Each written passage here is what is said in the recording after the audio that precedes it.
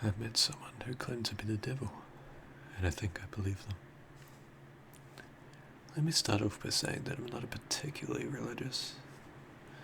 If you asked me if I believed in God, I'd probably just shrug, grunt out a few words about being on the fence about it, and continue with my day. Of course, that was before last night. My friends are the kind of people who like wild nights. Crazy parties, snort a bit of coke, take a bit of ecstasy in the bathroom. Maybe hook up with someone and leave a text on my phone at 10 past who the fuck knows, telling me they don't need a ride. Not to say that I don't like a drink. I do. It's just, clubs aren't my style. Lying low in a pub somewhere, drink in hand, listening to the TV drone on to whatever channels some scruffy guy has in the back parked out for. I guess that's my idea of fun.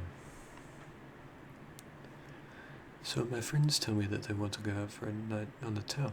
I say sure. Hang on for the first club, buy a non-alcoholic beer in case my car's required, and try to pretend that I'm having fun. By the time I see them grinding on girls and guys, when they strike a conversation with someone who definitely might be a dealer, well, I decide my services are no longer needed. We aren't too far out. The night tube is on beck and call, and I can always find my car the next day. That's when I wander out of the club. I look for something a little more rustic. Not that that's hard to find. Not at all. I found myself in a bit of a state inside a bar called the Ragged Feather. I wasn't a fan of the name all that much, but the drinks were cheap, and the largest demographic seemed to be middle-aged men watching reruns of the football. I tried to pretend I had just staggered out of the club with my ears ringing. I slicked my hair back, slipped my phone into my hand, and wandered over to the bar. Took a double shot of whiskey and drank it in one hit. Just because I wasn't at the club didn't mean I couldn't have a good time. I hung at the bar while on my own, scrolled through my phone pretending I was doing something far more impressive than it really was. Kept an ear out for guys on the sofas.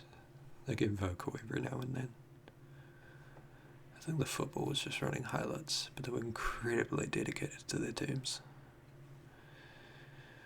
I got another whiskey and bled into the background.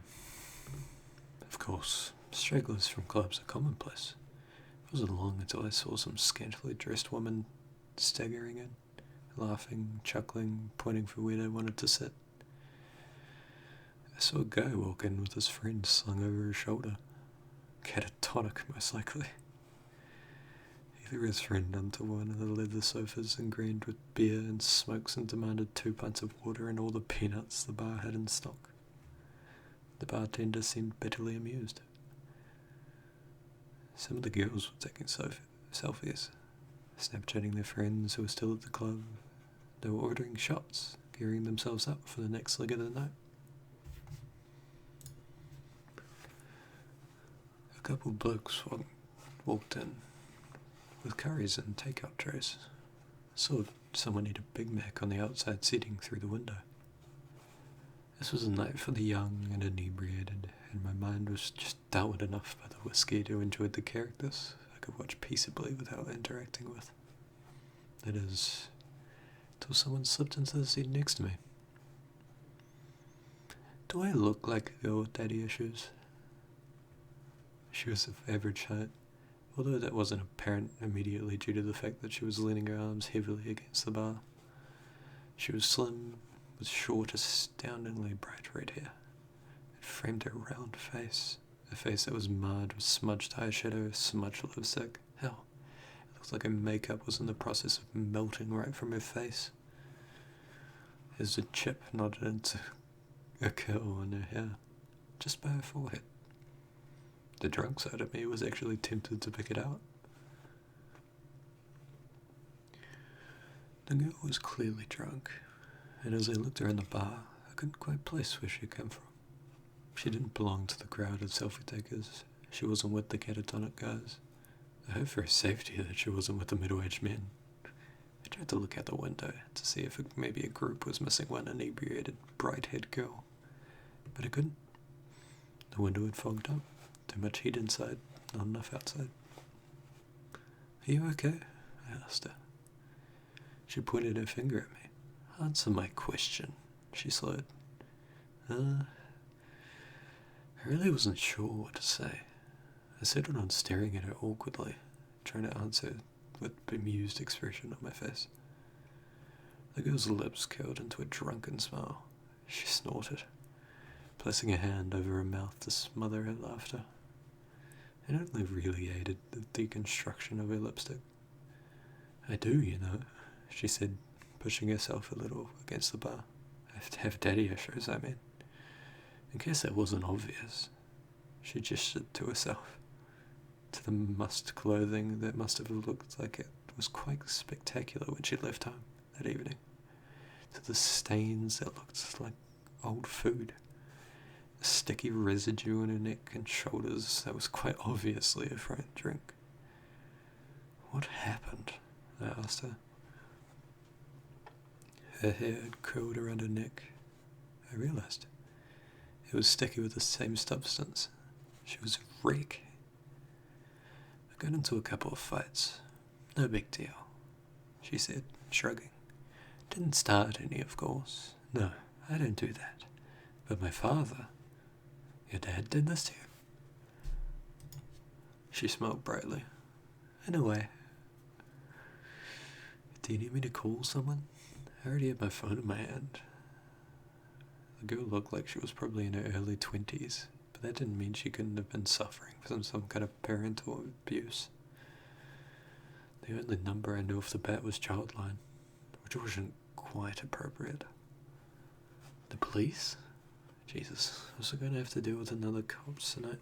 My friends were snorting coke not 2 doors down.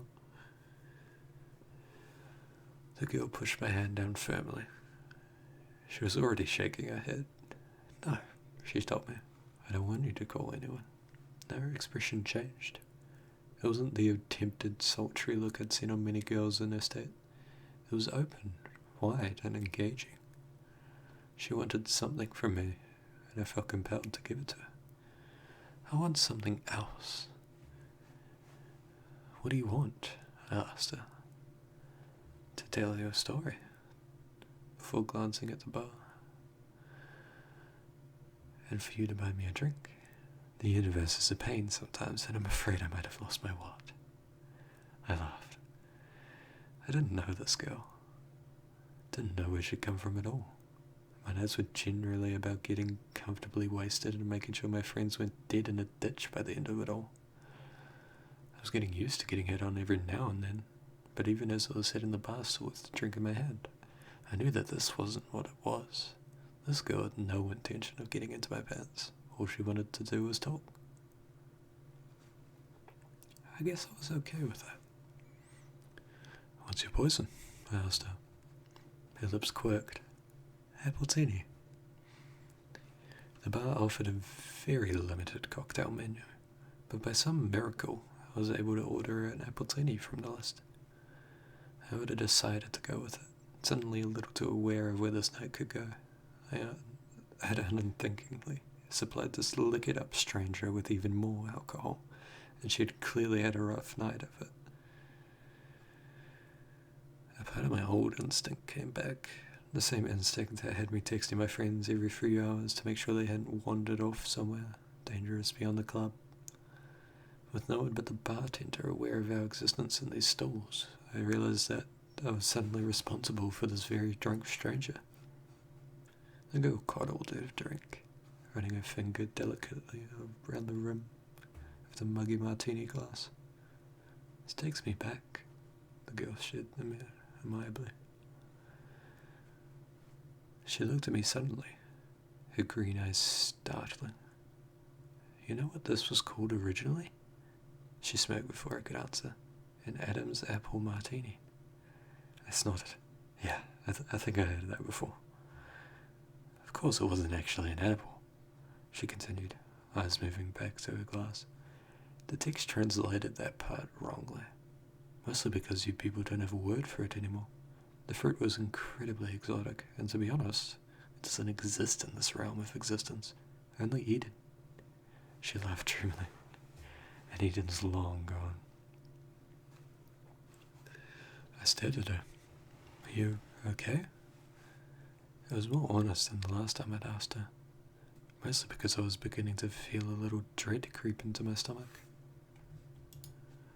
Of course, the girl said, grinning widely. Why do you keep asking? I mean, I started. No, don't take this the wrong way or anything, but you look like someone poured the drink over me, the girl asked. Like someone else threw the kebab on my dress and another unpleasant chap littered me with his fish and chips. That I've been hit, slapped, and bit and left in the gutter for rats to find me. She held her eyes for an incredibly long time before her face just broke out into a grin. Yeah, something like that. Why would they do that? I asked. Why wouldn't they? The girl shot back. People aren't great, and Malco only makes them worse. She shrugged. Sometimes makes them better, nicer, a little looser in the sack, but mostly just annoying and a little smelly. I looked at her. I watched her knock back another drink. She exuded the intelligence to know just how ironic her words were. But she was neither caring nor apologetic about them.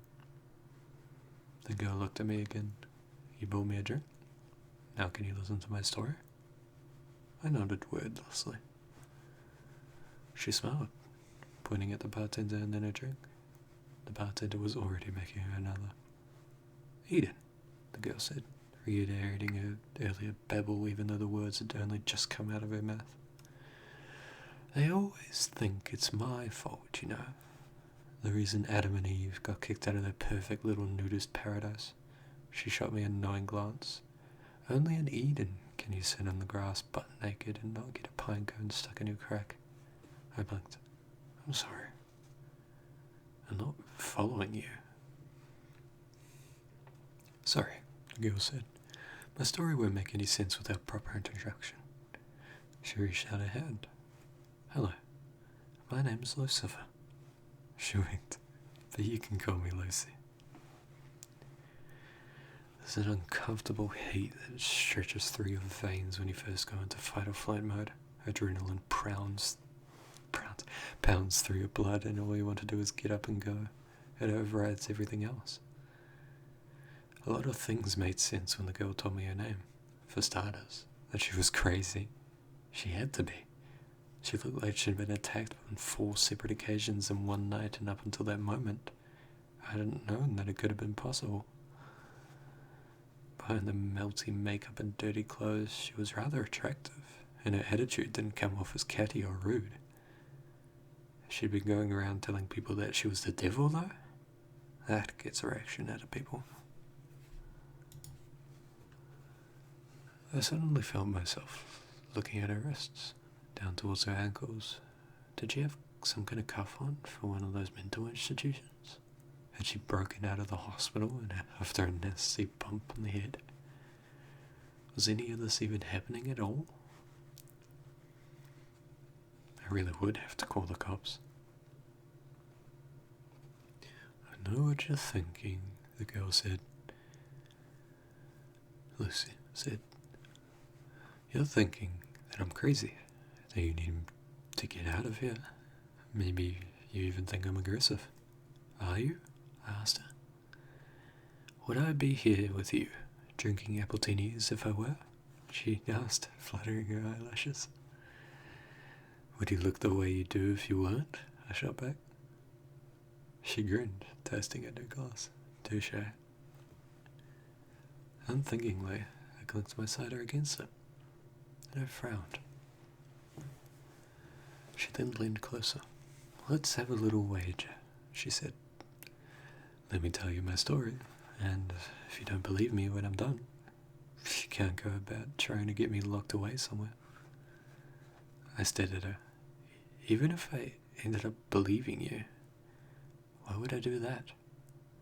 She smirked, sipping her drink. You'd be surprised what people do when they believe you're the devil. And you do this often? I asked. Tell people that you're Satan? She snorted into her drink, not as often as they should. It's been a rough night and a hell of a long lifetime. I'd like to have a chat if that's alright with you. I waved to the bartender for another whiskey. The girl's eyes glinted with humour. I wasn't necessarily trapped with her, but a part of me didn't want to leave without first hearing what she had to say. Besides, at the end of it all, I couldn't just leave a crazy girl to wander around London alone at night. So, I said, taking a swig of my drink. Eat it. Lucy laughed. Adam and Eve, I continued. You're saying that's true. God created 2 humans, and we all came from them? God made 2 prototypes, Lucy corrected with a raised finger. My father created angels as his toy soldiers, but he had failed to make anything like himself. After us, it was his next big project, and he'd spent every waking hour of existence slaving over his 2 prototypes. He gave them a perfect utopia to live inside of, but he wanted to test them. He wanted to know whether they had free will. And did they? Lucy's face soured. No, my father could never bring himself to go that far.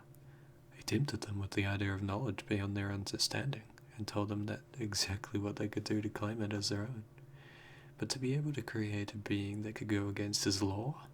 Oh, my father is a very controlling being, and he was afraid to unleash that ability onto them.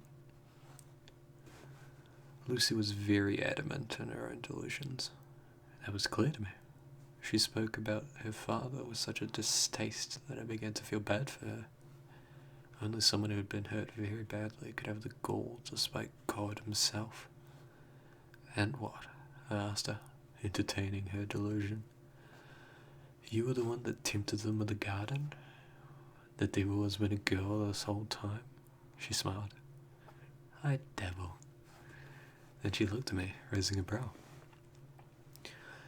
All of humanity thinks that temptation came in the form of a snake. The snake's legs were taken away as a punishment for drawing Eve towards the forbidden fruit. She laughed. A hard, short sound. Snakes never had legs, and it was not a sin to tempt those poor prototypes into doing what they did next. Her shoulders were very tensed as she took her next sip, but her eyes were filled with exhilaration. She seemed thrilled to be telling me this. I was the favoured child. My father loved and adored me. He named me the Lightbringer.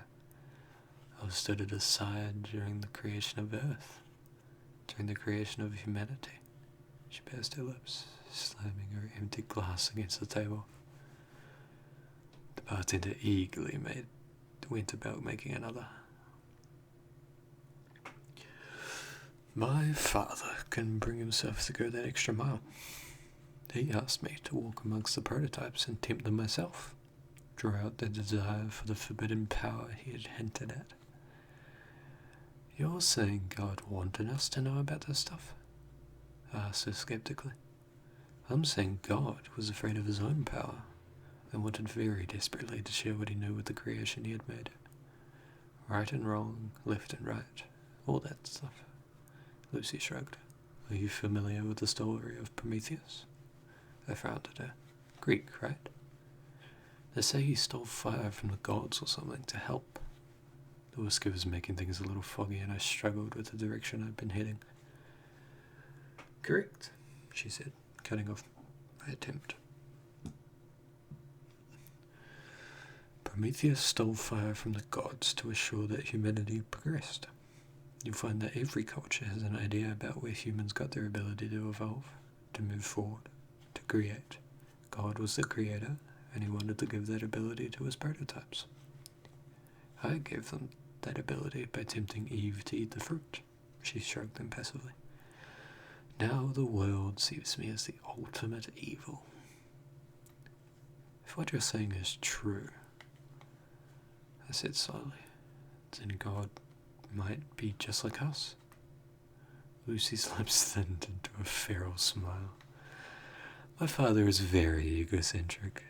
He may have planned to create you in his image, but in the end, all he managed was to mold your minds into his. He gave you autonomy, the ability to think for yourselves.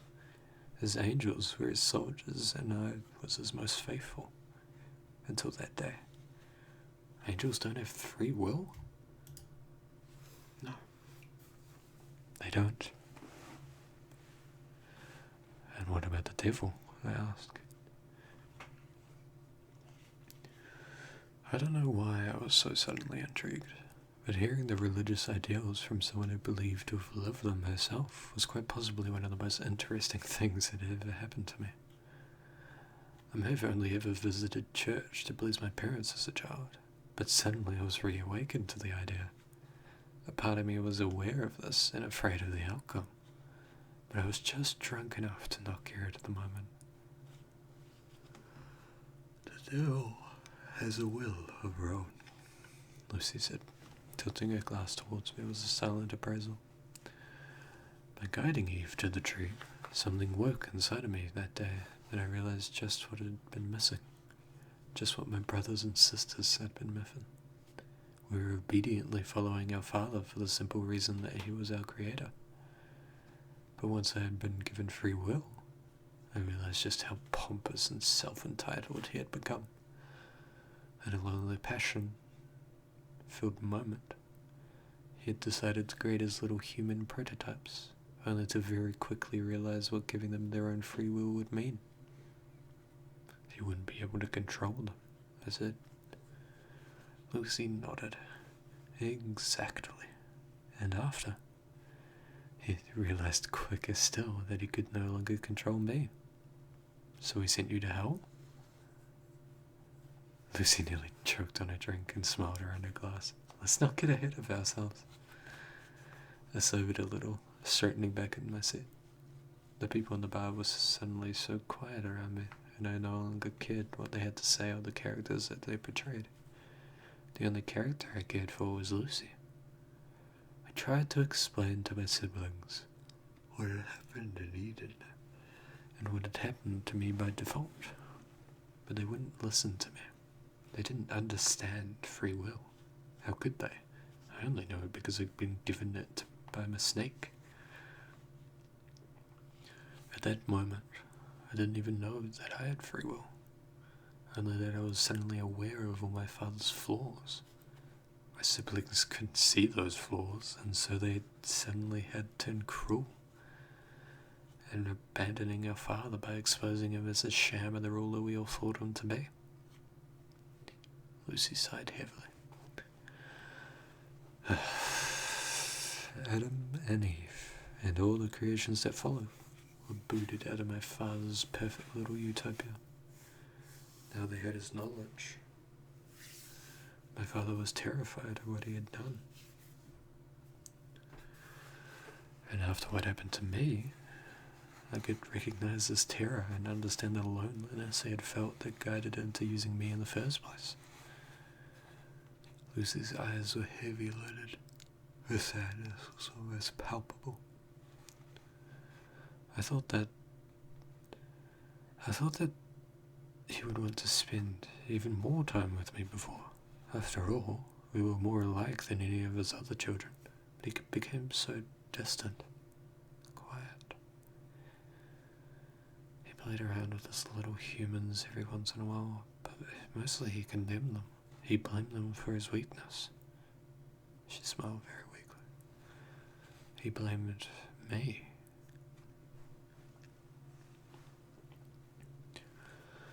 Lucy's story was turning more and more into that of a child's distant, somewhat abusive father. I had known many kids with background like hers. Now I was beginning to fear just how much of his story was rooted in truth. I'd heard that it was easier to sink into fantasy when you had been abused, and I wondered if that was the reason for her story, for her depression to share it with me. A complete, total stranger. I respected her wager, whether I liked it or not. I felt compelled to let her tell me the whole story before I tried to judge it or unravel it. I just sat quietly, letting her come and around as she played with the last of her drink. It became clear, Lucy said after a long moment's pause, and I no longer belonged where I was. I couldn't follow my father's plan because I could see that he no longer had one. My siblings refused to see the reason, and so, eventually, I was met by many of them, headed by my father. He told me that I feared. He told me that I no longer belonged where I was. I wasn't an angel anymore. I was no longer a light bringer. I was just Lucifer. I was a mutation of his wheel. And so he extracted me from grace, and I fell. The long silent stretch between us only interrupted when the bartender poured 2 new drinks. Lucy drank hers reflectively. I didn't touch mine. I'm afraid, Lucy said quietly, that this is the part that generally makes people want to punch me in the face. Why? I asked. Because your dad threw you out. I paused, trying to abide to a metaphor. That he put you in hell? Lucy laughed sadly. Ah, humans.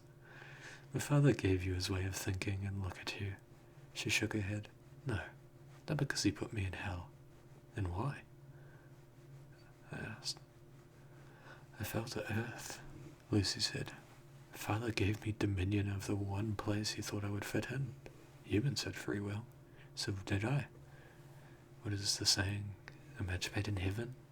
She snorted dismally. Of course, that's not quite right, is it? When I fell, I was faced with a humanity that was so different from my father's little prototypes. Her tone had changed. There was an aggression behind her words that began to unsettle me all over again. I saw emperors and kings, governments and churches. I saw corporations who claimed to be rulers, presidents and big fat dictators. And I watched. I watched this humanity fought and lost. And finally, just finally, they gave up altogether. They were no longer able to rise up to all the greed and control set upon them. There was just too much to change, and humans soon realized that they just weren't as free as they thought they were. Sure, they live under the illusion that they can have free lives, but most of them simply did not. She clicked her tongue. I grew to loathe you all. Then she took another hit of her drink. I can see what you mean, I said, allowing my gaze. For the first time since meeting her, to graze over the other individuals of the bar. Had the girls playing with their phones, the boys desperately trying to sober up, the men entrapped with a game of football on the telly. We all led very different lives, and we were all here to get drunk, to lose ourselves. To lose ourselves in entertainment. It hadn't been the first time that I'd wondered what we were hiding from by doing this, and I knew then that I wasn't the only person to think it. You hide behind your alcohol and poor choices and pretend you have free will, Lucy said, waving her hand across the room. No one paying any attention. It's true. My father gave you the will to make those decisions, but you squander it. The free will I failed to provide all to you. The free will I was given by a twisted mistake. You make a mockery of it. You follow senseless leaders without questioning them. You abide by laws made centuries ago that no longer make sense. You do these things because you have given up on the opportunity to follow the will of your own, not of others. That isn't all of us, though, is it? I asked her, trying for some reason to defend our species from the mad young woman. Because you see it on the news all the time, don't you? People do rise up, we do protest, people can make a difference. Lucy laughed so bitterly, nibbling the rim of her glass. Really? She said. You can sit here and say that it can't be all bad because of the few that refuse to conform? Those who call you rebels? They make up for it all? She grinned around her glass. By that logic, I'm the biggest rebel of them all. Am I expected to make up for all your sorry mistakes? By your logic, I said, you should be punishing it, right? If that's what this metaphor is all about. I laughed. I couldn't help myself. Took a sip of my drink. Is this whole story just so you can tell me that you think we're all going to hell? If so, I think I can see why people want to punch you. Lucy didn't say a word. Simply, she watched me. It felt unnerving to have someone like her watching me like that, with an intelligence that went beyond anything I'd come across had gone midnight in a seedy bar. The drunkenness in her eyes was no longer present. Her face wasn't flushed like before, and even her makeup couldn't represent the mess I'd seen when she first appeared in the stall by my side. It was like I was looking at someone else entirely, and I was afraid. Let's review what you've just said, Lucy said solidly, articulately. She wasn't slurring. Had she been slurring before?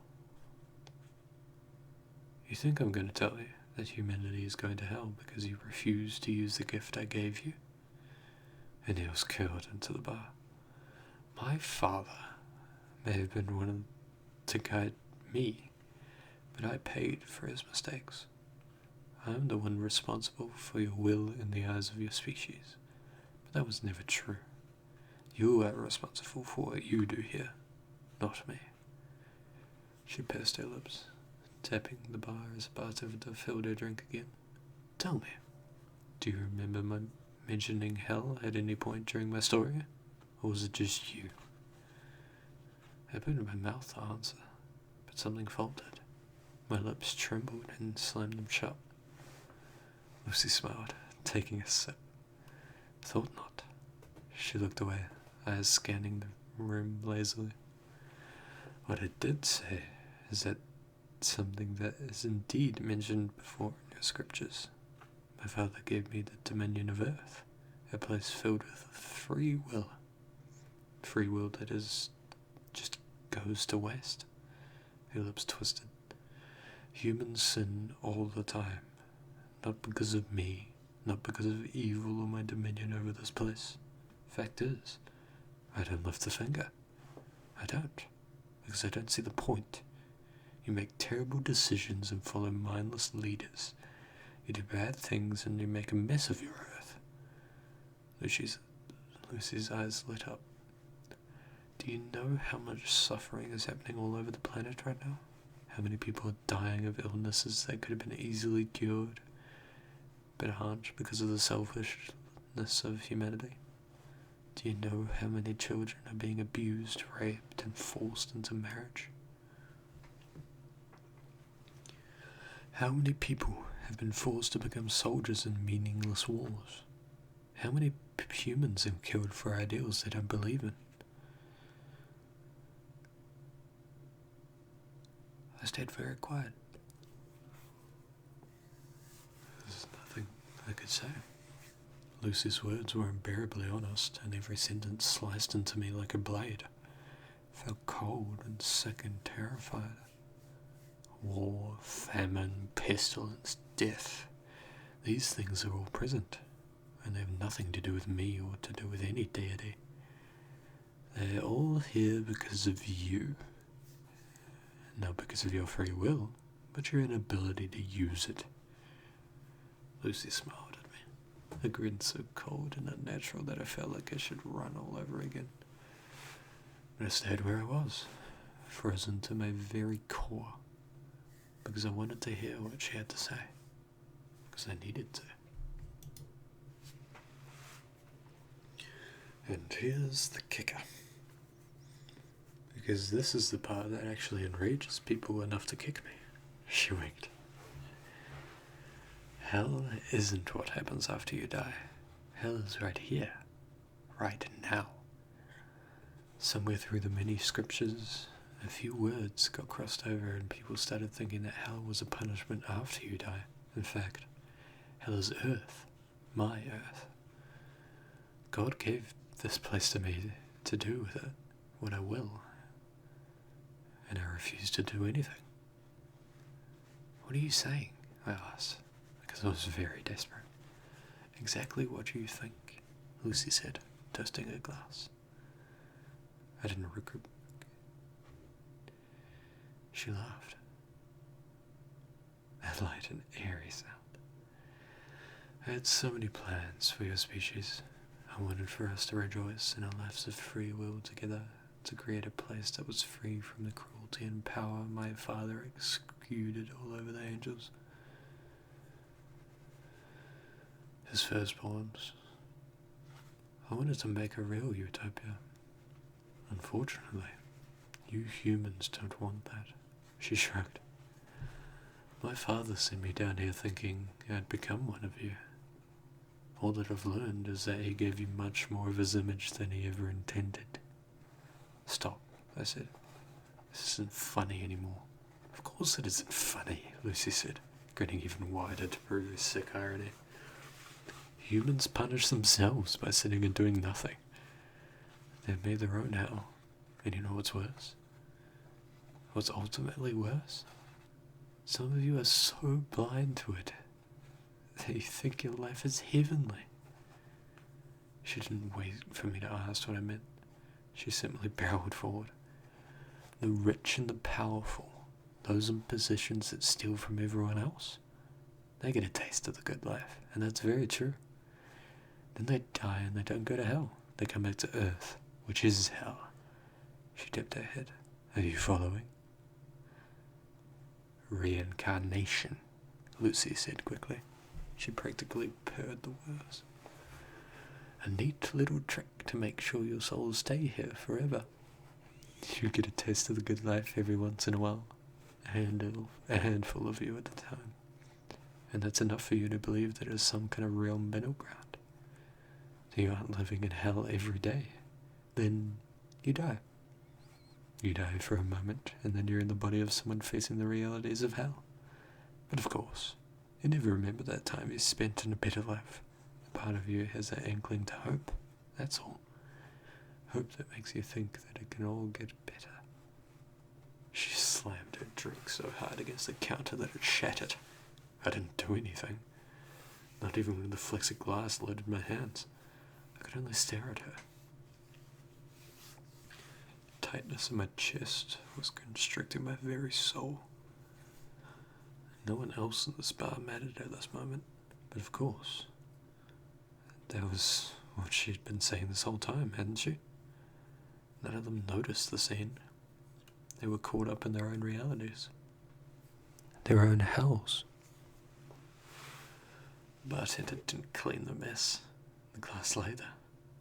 Remnants of Lucy's words lying in a solid mass on the street's wooden surface. It never gets better, Lucy spat.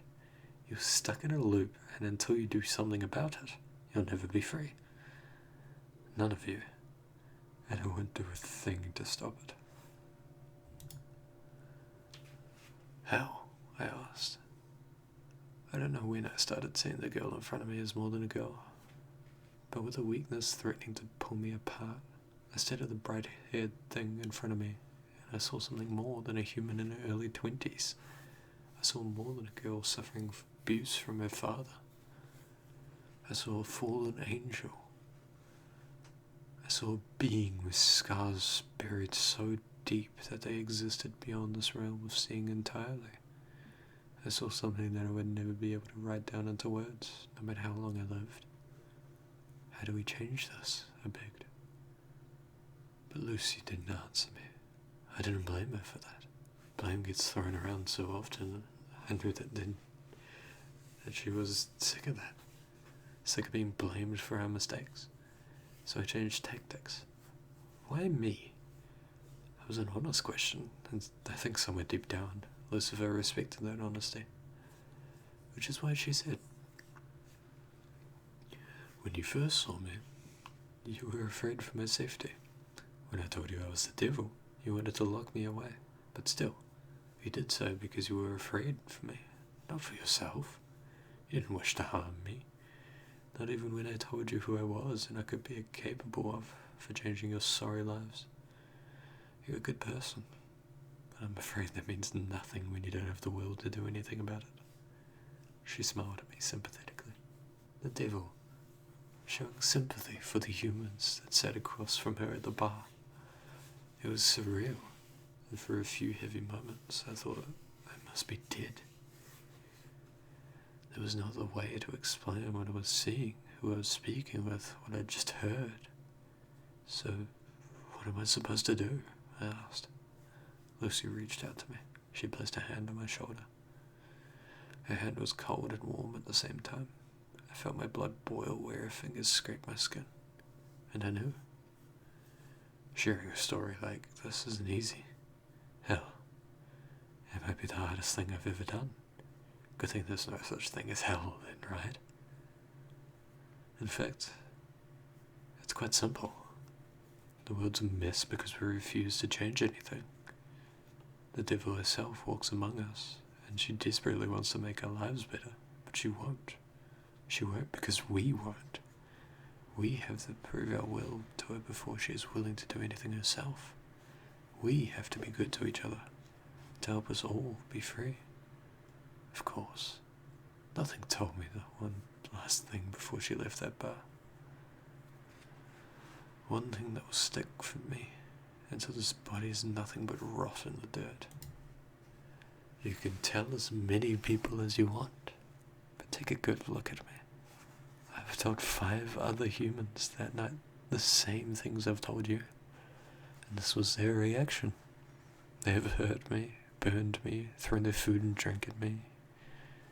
Humans are afraid of their free will, and they find it so much easier to hurt than own up for their own inadequacies. You will only be free when you stop seeing yourself in the same way my father sees himself. So that's what I'll leave you with. Lucifer won her wager, and that night I let her walk out of the door. And I begged you to do the same.